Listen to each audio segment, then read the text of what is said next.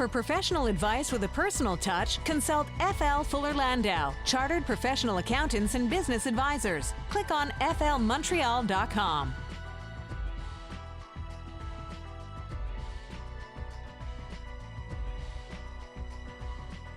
Good evening. Welcome to today's Entrepreneur, a program about the entrepreneurial spirit that drives Quebec business. My name is Dan Delmar, along with FL Montreal's Josh Miller. Say hello, Josh. Hello, Dan. You like the puppet master here. Say hello. Say this. Say that. Hello, Dan. I like that trademark hello every Monday night. It's very warm. Thank you, Josh. This evening this is a product segment I'm not sure I knew existed until the last few days.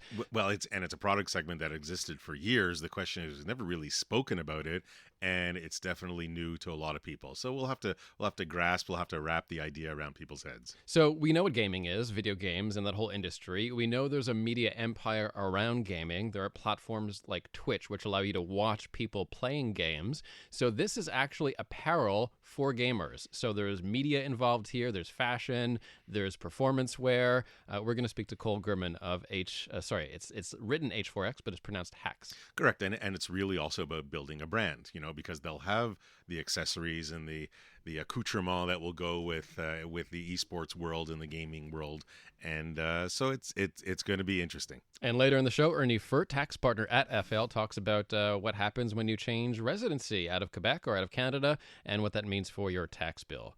And so that is on the way later. But first, entrepreneurial news and notes. And one thing we didn't get to last week when we were talking about summer stuff was all the flurry of mergers and acquisitions activity in Montreal this summer. Yeah, and I think that's really what stood out when we were chatting last week, and it was like, how was your summer and all that. It was great. It was warm. It was beautiful. I love Montreal in the summer. From a business standpoint, there really is a flurry of M&A activity out there, mergers and acquisitions. We've been seeing it for a little while. This is not news, but it's just happening more and more and more. We've said the stat, or we've heard the stat on the radio, on the program, saying that 70% of businesses will transition in the next 5 to 10 years. Big numbers, trillions of dollars are gonna change hands. We always hear it, and we do see it. But I guess I'm just seeing it that much more. And it's not necessarily big deals. It doesn't have to be 30, 40, 50, $100 million deals. There's a bunch of small deals on the table too, as businesses from outside of Canada or outside of Quebec look to get a footprint here. For businesses that are looking to grow and they just can't do it organically anymore. So if we can't do it organically, well, then we'll buy a competitor, we'll buy somebody that's in our field, and we can grow our top line that way. There is, and it could be in any industry, whether it's service, whether it's product. Services, I guess I see it a touch more, because organic growth, you have to build up, you have to pay people, and talent. Talent is, and I'm jumping around because there's so much information going through my head with M&A, but we keep talking about talent wars and the difficulty of finding people. Well, an M&A, if you want to acquire somebody, you might be able to acquire that talent. You might be able not to get it on your own and grow organically, but if another company and a competitor that's doing okay and they have some great people on their team, that's another reason to come and buy a company. So there's growth. You hear a lot of consolidation, companies that you have a lot of competition, and really everybody's fighting for the same piece of the pie. How do you get a bigger piece? Sometimes you just got to buy your next door neighbor. So there's a lot of activity, and the level of sophistication is getting better. There's a lot of nuances when you're out selling your company. You really got to protect yourself, and when you're buying a company, you got to make sure that all the T's are crossed and I's are dotted.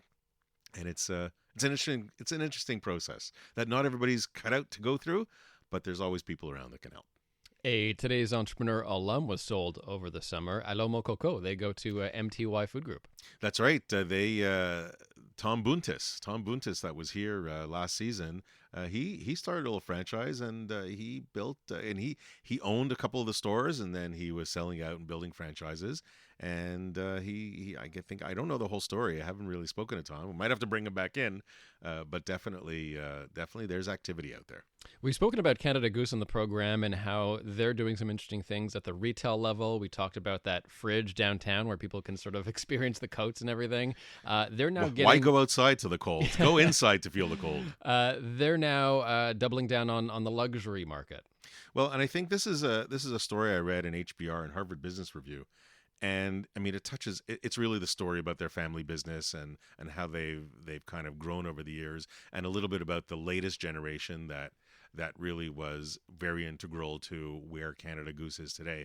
And there was a couple of things in there that just I felt was worth highlighting. And one of them in this commoditized market that we live in, where it's price, and let's go for the cheapest manufacturing regions in the world, make our product and sell and just get our biggest bang for the buck for as little as we have to pay from a cost of goods sold standpoint. Places like Canada Goose, they realize that there is far more behind a brand, far more that can go, far more in the luxury side. Yes, you can make a lot of money if you do a lot of volume on the low end. You might not have to sell as much on the high end, but because your margins are that much greater. And there is a market for it. There is a prestige market for quality goods. And Canada does have a good reputation. There's no question about it. So one of the points was when they were building a brand, it was a quality brand. They decided to go the opposite. They're not going cheap goods. They're gonna build locally. They're gonna get the right workers and the right technique and the right design and really go build it. Now they did. Part of their story is they used to white label for a bunch of other people. They used to just be the manufacturer for other people's brands. It's tough to do both. It's tough to be a white labeler and do your own brand. So they made a conscious decision to say, you know what, we're no longer white labeling. We're not going to do Snow Goose anymore for somebody else. We're going to do Canada Goose. That's our own. We're going to make it good. We're going to make it a great product that has Canada in mind and sell it around the world.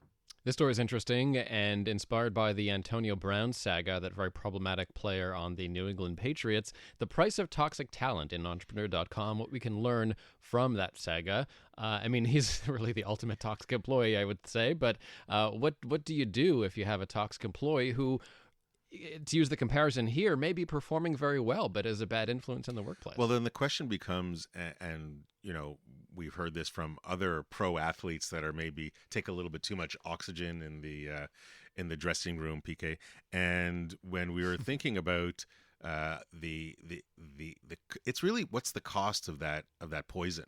You know, you could be a phenomenal player, you could be a one great talent, you can have this one phenomenal employee, they're just killing it. But if they're poison, if they have bad attitude and they poison everybody around them, or they become toxic to everybody around them, you're just killing the rest of the team. You're killing that spirit. And the reality is, in most businesses, like in most sports, it's the team that gets it done. It's rarely one player that can really move a business forward to its entirety.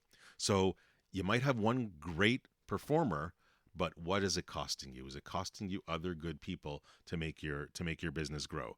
So, you know, always keep that in mind, and every now and then, you know, don't expect a miracle, but definitely there's something that you need to look at beyond that one performer. Real quick, I want your thoughts on this from Inc.com, how to successfully manage a team that works remotely. This is a challenge that I face. A lot of my team's remote, and it's indeed hard to get the communication going. It is, and you really need the right frame of mind and the right mentality and the right openness to do it. But more importantly, you need the right managers. You need to be able to manage those situations. You're not going to necessarily stare at somebody coming in at 8:30 a.m. and leaving at 5 p.m. You're gonna have to relinquish some of those old-fashioned notions. The question becomes, are you measuring by results or are you measuring by hours? Just because somebody's there the full 7.5 or 8 hour day doesn't mean they're working. And maybe they are far more productive in a remote location.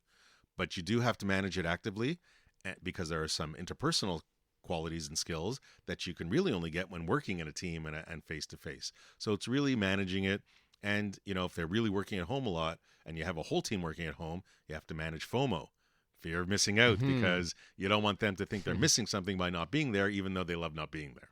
Today's entrepreneur on CJED 800. Let's get it started with Cole Gurman of H4X. They make apparel for the gaming industry, so a brand new industry that we're going to talk about on today's entrepreneur this evening, and later in the program, Ernie Furt, tax partner on FL, about what to do with your taxes when you move out of Quebec or Canada.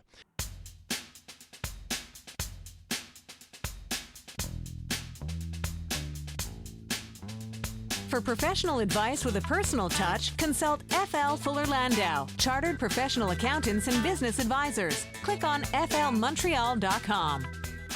Welcome back. Inspiring stories from outstanding business people. Dan Delmar and FL Montreal's Josh Miller with you for today's entrepreneur. And we welcome into studio, again, a guest from an industry that we've never talked about before. This is gaming apparel. Cole Gurman is here from H4X. Welcome, Cole. Hey, how are you guys? Now, this is definitely a topic that we have not addressed too much in the past, Dan. So the first question that we ask every week is actually a really important one. What is, Cole, what is Hacks? So Hacks is essentially an esports lifestyle and performance brand derived from gaming and esports. So the four actually acts as an A. It's H4X, pronounced Hacks. It's leet speak, essentially a gaming vernacular.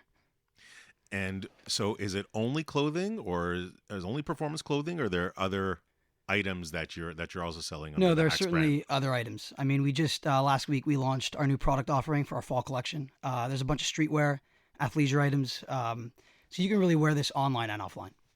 For those that don't game, that don't know anything about gaming, can you explain the performance part? Because people are listening and they go, hang on, performance wear for video games? Yeah, I mean, just as an example, right? We have arm sleeves. All of our PC gamers, especially our partnered athletes, they wear it for frictionless mobility when they're playing on PC.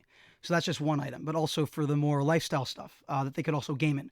There's engineered properties embedded inside the garments for, let's say wicking properties, laser cut ventilation, for breathability. I mean, the list just goes on, and we're constantly innovating and coming up with new ideas. So now, when did Hacks start? How long ago? So, I mean, the inception of the idea was almost 4 years now.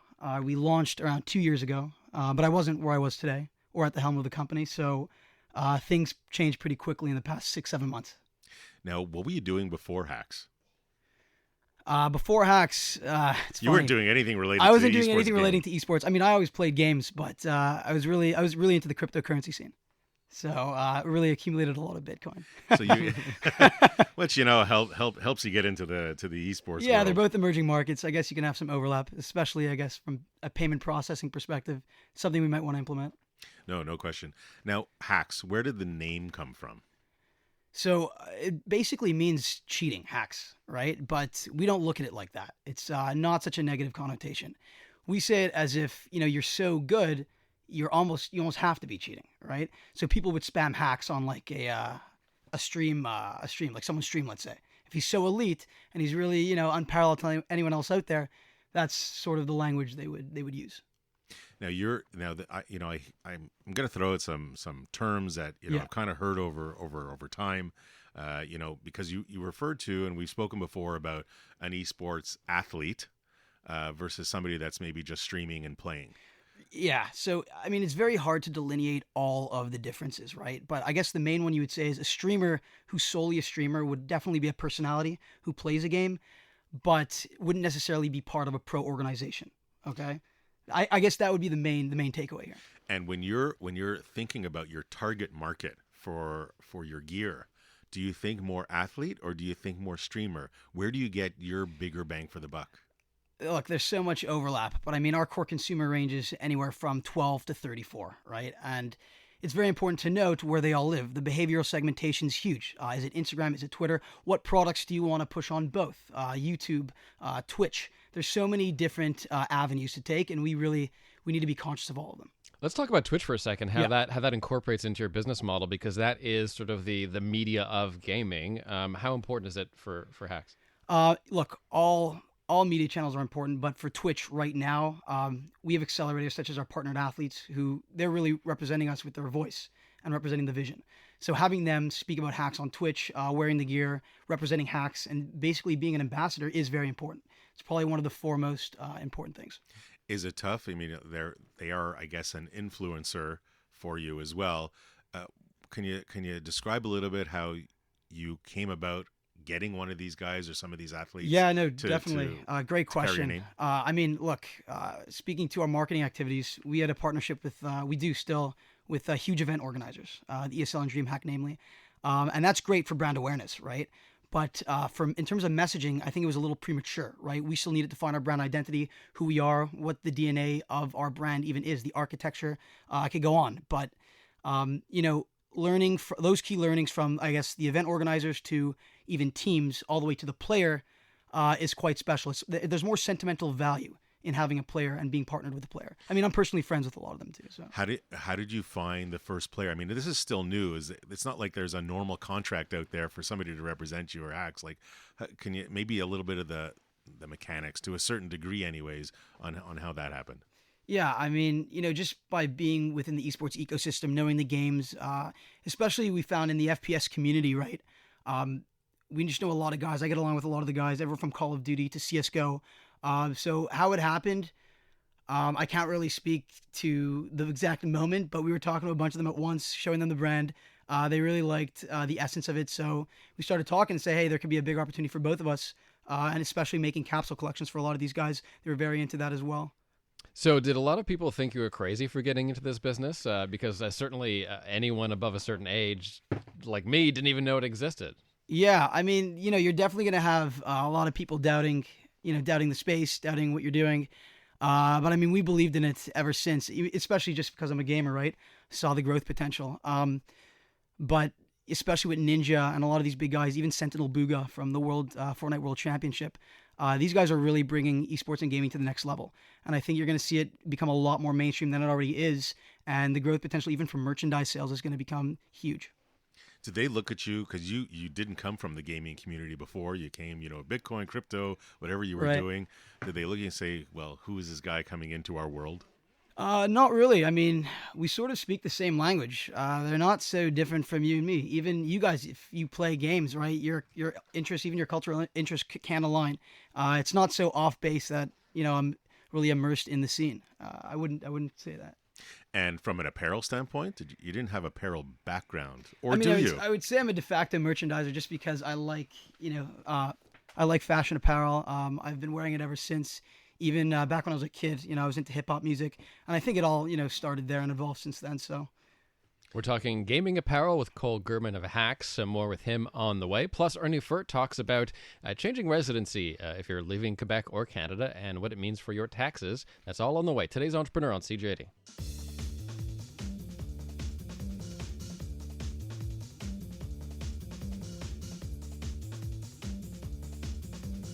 For professional advice with a personal touch, consult FL Fuller Landau, Chartered Professional Accountants and Business Advisors. Click on flmontreal.com. Welcome back to today's Entrepreneur, presented by FL Montreal, a program about the entrepreneurial spirit that drives Quebec business. Dan Delmar and FL Montreal's Josh Miller with you, and we're chatting with Cole Gurman of Hacks, or it's written H4X. Brand new product segment, Josh. We've never done anything close to this before. They market apparel for gamers. So they use tools like Twitch to get their message out. Twitch is, I guess, a streaming broadcast media that you can sort of watch people play games. There are athletes and champions and endorsement deals and everything you get with sports apparel just for gaming. It's not on your screen right now, Dan? You're not Maybe checking out a Twitch channel right now? I can't tell. I'm watching people play Mario Kart here. It's what I'm really doing in the spare time. No, but serious games, right, Cole? I mean, Call of Duty, stuff that keeps you there for hours on end, and then more importantly, keeps the fans there for hours on end. Yeah, right. Now, there's, when we're talking, and we've talked a lot about, in this IT world, in the online world, and how there's big data out there and there's data collection. When you're looking at this, whether it's with your performance wear, or you're in this gaming world, how does data collection fit in? Is that part of the overall plan of Hacks? Yeah, certainly. It's one of the core components. I mean, other than our partnered athletes, we do have something called the Hacks Lab, which is an initiative we embarked on 5 months ago. It's essentially a performance center for a lot of these semi-pros and pro teams. They'll come into the lab. It's actually here in Montreal, our first one, proof of concept. So they'll come here into the lab, they'll practice, they'll scrimmage, they'll hone their skills, and they'll work with kinesiologists that we have as independent contractors that will come in and actually collect data. They'll collect data from their reaction time and just watch their gameplay. Is that information that's going to be embedded in the clothing itself, or is it elsewhere? It's external? Oh no, certainly. We're using it for ourselves for R&D, right? We're constantly innovating, and we do have other styles in the pipeline. We are working on. Very excited about it. Probably be our first beta will be out in a couple months. So a lot of exciting things to come there. Now you mentioned your Hacks lab. It's in Montreal. That's the proof of concept. Why Montreal? Like why is Hacks based in Montreal? And are there other places, whether it's North America or the world, that it could do just as well? Yeah, certainly. I mean, Montreal is just where, we came up with the idea and started the company, right? It's the HQ currently, but that's subject to change in even anywhere from 6 months to a year from now. We're possibly thinking out west. Well, West Coast, you think LA, you think gamers is I mean, do you travel there? Is like you keep because you're trying to build a brand, and you're building a brand that's going to be definitely far bigger than Montreal. So how far do you expand beyond the Montreal borders to help build that brand? Yeah, I mean, I'm out there almost every week, right? LA, Portland, working on all components of the business, everywhere from networking to talking to players, speaking with teams, even on our whole back end side and supply chain. We're looking at other product development there as well. So definitely a lot to think about, and that's probably the main reason why we should be out there. It is a main hub for esports, Berlin, LA, I would say. Come to think of it, I should have let Cole say that just before the break as we go into Ernie's. What happens if you leave the country? But coming back to your background, I'm curious because you were in the Bitcoin and cryptocurrency. But what did you study in school? Did anywhere close to this? I studied finance accounting, so it definitely helped support my initiatives in this industry. I guess implicitly. Was that a big advantage of you being where you are today, your educational background? Yeah, huge. I mean, and my family's also been in the merchandising business, but they are quite different, the two. I mean, I guess the blended margin in something like building a brand, having that wholesale distribution channel as well as direct to consumer, is quite different than just having a wholesale private label and licensing business. So certainly there are some major differences, and the education did help in that department. But even, I guess, the key takeaway for me in this business, I'd say, is the marketing, right? You're going to see a big steep in your operating expenses and your marketing expenses for building a brand to commercialize. There's no question. You got to, when you're getting out of the gate and you're trying to build a full-time brand, and Dan, you live this with in your daytime job sometimes as well. You're trying to build that full-time brand. Out of the gate, can you do too much? Is there such thing as going too big too soon when you're trying to build that brand? Yeah, I mean, well, we sell in over 30 countries. This is a global brand we're talking about, right? So we exist predominantly North America and Europe. So that was our main idea, was to be a part of a huge event organizer. So as I said before, it is a good idea. It's definitely huge brand awareness, but I mean, focusing and keying in on the sentimental value the players give you was some of the key learnings that we've taken away from this. So can you think back to when you first started Hacks, like 3-4 years ago, and after you did research, because I know you've done a ton of research, I'm sure, getting up to there, is there something you would have done differently from a marketing standpoint with the knowledge you have today? If you could transport that back a few years ago from that marketing aspect, would you have done something differently? Certainly. I mean, I think first comes first. You have to build your brand house. You got to know your brand identity, everywhere from voice to verbiage, messaging on social, which social media platforms you're going to be on, and who ultimately is your core consumer. That's the most important thing. And I think everybody building a business has to understand, if you don't know who your core consumer is, you're going to be lost, and essentially you're going to be shooting blanks. So I would say that would be the most important thing. And looking at it now, that's my key takeaway. So research. What is your marketing mix like? How do you get to your consumers? Is it mostly social media? Is it the digital outlets like Twitch? Yeah, I mean, it is. It's we're ubiquitous, right? I mean, we're everywhere from Twitch to Instagram, Twitter, YouTube. But we really are, since we're a fashion brand, we're focusing first on Instagram and Twitter, right? Twitter's where the gamers live. That's their hub. If you're not on Twitter and you're in gaming, I don't know how you're going to be successful. But yeah, I would say those two are our main, but we're essentially everywhere. And have you gotten some mainstream media interest, or is this kind of your first traditional media interest? Oh no, sure. I mean, even a couple months ago, I was on Cheddar Esports, and there is a lot of mainstream interest, and it's only going to increase. I mean, with the incessant growth, as I mentioned, I mean, this thing is building quick, and the wave is coming, and we're just trying to capitalize, but also be authentic to the space with what we do. Does that mean you've become a slave to your phone? Yeah, I don't know what I do without my phone at this point, right? Like everywhere from content. Can you take a break? Can you take a break from your phone? I guess when I get those couple hours of sleep, I'm taking a break from my phone. But even then, I have it right next to me. I mean, there's always things happening, right? And some interest might spark, and I got to be on top of it. No question. Now, you mentioned briefly about your family and they're in merchandising. How have they how have they rubbed off? How have they kind of helped you share their knowledge? And because if you came from finance and accounting and not necessarily gaming, and you were in Bitcoin, and you're now doing merchandising and apparel and purchasing, fabric and the like. Sure. Where how is that knowledge gained? Yeah, I mean, look, there's so many intricacies within this business, right? And I think for me, it wasn't to do with anything creative. I think that came natural to me. Definitely learned a plethora of supply chain knowledge from them. I mean, if I didn't have that knowledge and that background from my family, I would know where to look in terms of overseas supply chain and actually doing product development from scratch. Everything from tech packs to testings to protos to dialots. I mean, there's so much to incorporate, right? And if I didn't have them, I mean, this would be a lot tougher, put it that way. So it is kind of a new product. Did it take a while to get it right with your suppliers to get back the product that you really envisioned? Yeah, I think at the beginning it did, because I was working with a lot of suppliers that they've used. But as I said, they're two different beasts, these businesses, right? They're more mass market, mainstream. They deal with big box retailers such as JCPenney, Walmart, Targets of the world. And our distribution channel is quite different, and the quality difference and the intricate design language that we want to communicate is a lot more complex. So that being said, yeah, there's a lot of key learnings, but I think we found our niche. So where in the world do you buy? Where do you trust? Are you happy with the quality? And which country in the world are you interacting with that you're comfortable with? I mean, everywhere from Portugal to Taiwan, China, of course. I mean, it really depends on the style we're talking about. You're talking about your knits, your fleece, your woven nylons. There's so much. Your polyester. There's so much to incorporate, and also in terms of imports, right? There's a lot of intricacies there as well to think about in terms of duties. So you've got to be strategic, but also you can't waver on the quality.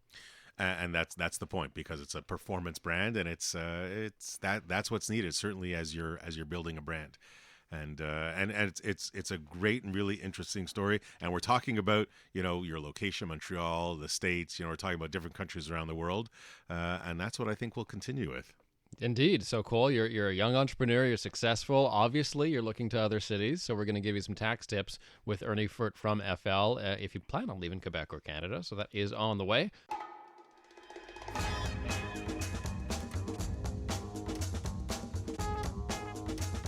For professional advice with a personal touch, consult FL Fuller Landau, Chartered Professional Accountants and Business Advisors. Click on flmontreal.com. Inspiring stories from outstanding business people. Dan Delmar and FL Montreal's Josh Miller with you for today's entrepreneur. Cole Gurman of H4X is our guest this evening. One of our youngest entrepreneurs, actually, on the show so far. And we'll have his one piece of advice for today's entrepreneur on the way. But first, we bring back Ernie Furt, tax partner at FL, to talk about what do we do tax-wise when we leave Quebec or Canada. Welcome back, Ernie. Thank you for having me. Now, Josh, why would anyone want to leave this place? I don't know. I think they should wait for election results before they decide anything. Just around the corner. But it can get complicated. It can get complicated. And listen, there's business opportunities around the world, and sometimes Montreal isn't the best place for you. So then you do have to consider and say, well, where do I want to live? And is it better for whether it's lifestyle, whether it's business, what have you? So I know there can be differences between leaving the province and leaving the country, but let's start with the country. Okay. With the elections coming up, let's start with the country. Now, if an entrepreneur has his business, he's operating, he's running it, it's great, but he says, you know what, I'm really better off in the U.S. or wherever it is in the world, doesn't matter. I want to go to Trumpville, USA. He doesn't have to leave to do that. So what are the considerations? What are some of the challenges that they have to keep in mind? Well, first of all, if you're a Canadian company, then your status will change. You'll no longer be entitled to your small business deduction rate. So that's one thing that you have to concern yourself with if you leave the country. You'll also have deemed dispositions upon departure. So kind of like you were considered to have sold everything when you leave Canada. Now you have this big business that you built. And what do you mean? I'm going to have to pay tax on all of that? Well, not necessarily. You'll have to provide security for the sale to cover the value of the business when you leave Canada, but you don't have to pay that right away, and you can leave certain assets here as well. But for the most part, your portfolio you can provide security for as well. But it may not be so smart to do that for a portfolio because portfolios fluctuate in value, up, down, hopefully not down, but depending on the election results, maybe down. We never know. So these are things to consider. You have to look at your picture of assets. What do I have? And it's really what's in your own name, because there's a lot of family businesses that have created trusts, and the trust in and of itself isn't necessarily in your name when you leave. No, it's not. It's not in your name, but you have. Let's consider the stuff that's in your name. So the first thing that you should do when you go to a meeting with your accountant is not tell him or her, I left Canada, okay, and what do we have to do? The discussion should be, I'm considering leaving Canada. What should we do? So that's a big difference in question. And you should come armed with a list of assets. So you have your list of assets. What is the cost of the asset? What is the fair market value of the asset?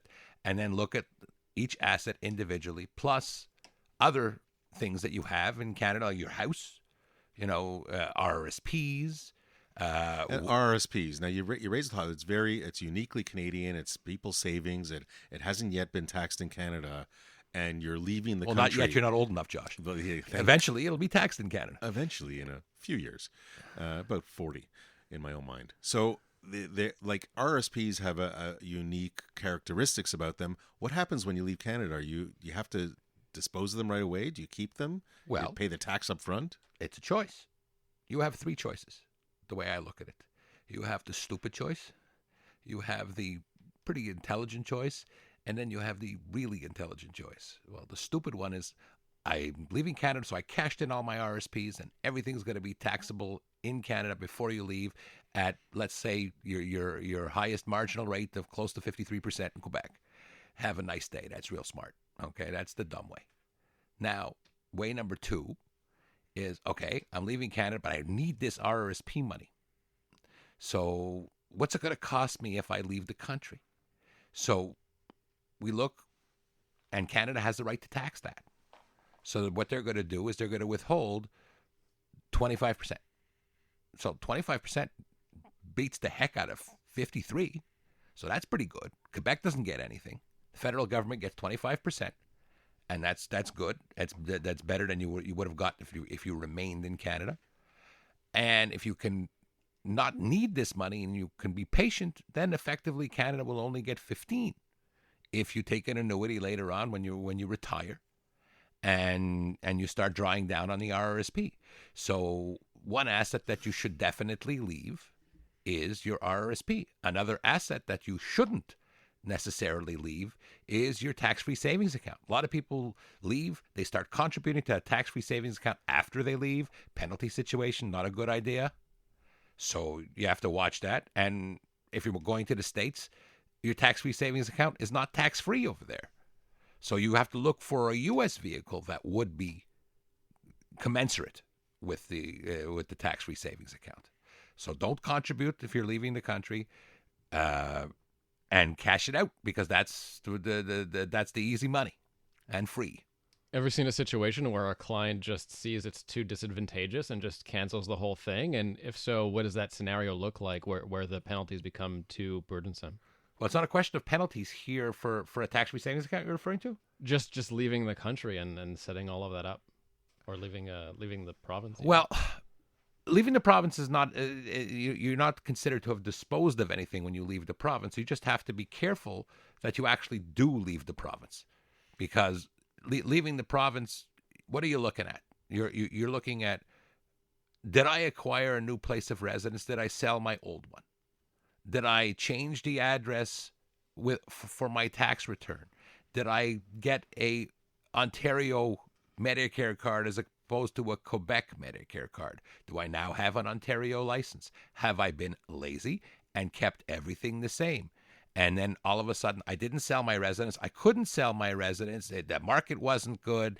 I really like my house, so I didn't sell it. But I bought another one in Toronto. I like that one too. It's smaller. It's not quite as large as the house I have in Quebec. So the Quebec government will take a look at you and say, "Well, did you really leave, or are you just trying to play a little bit of a rate game?" And then you have to fight both governments. Like who do you end up fighting? Do they duke it out themselves? Let's say you're going to Ontario. Does Quebec and Ontario duke it out themselves, or do you have to try and take a stance and convince them for you? You're just gonna quickly. You're gonna have to take a stance, and sometimes that stance you're gonna have to expand on that stance and take a look at where are your cell phone bills, where are your credit card bills, Yeah, where do you normally live? Where do you normally live? Are you here 6 days a week and in Ontario 1, or vice versa? And did you have a moving van take your stuff from Quebec to Toronto?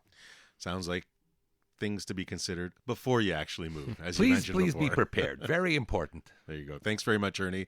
Always only the tip of the iceberg, of course, on that. And as we approach the last moment of our show, as we do each week, we'll turn to Cole Gurman of Hacks and ask you, Cole, what would be your one piece of advice for today's entrepreneur?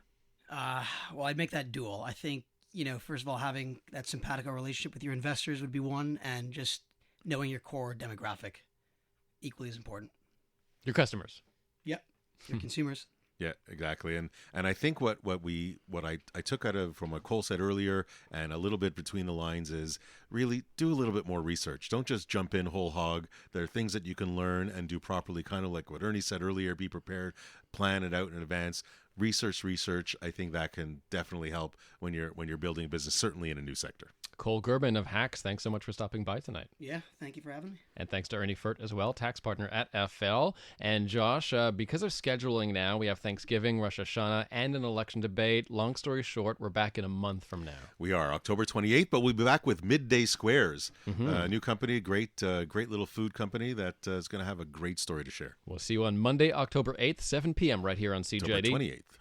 What did I say? November? October 28th. October 28th, 7 p.m. here at CJD, and today'sentrepreneur.org to hear a decade worth of profiles on the website if you like. Have a good night.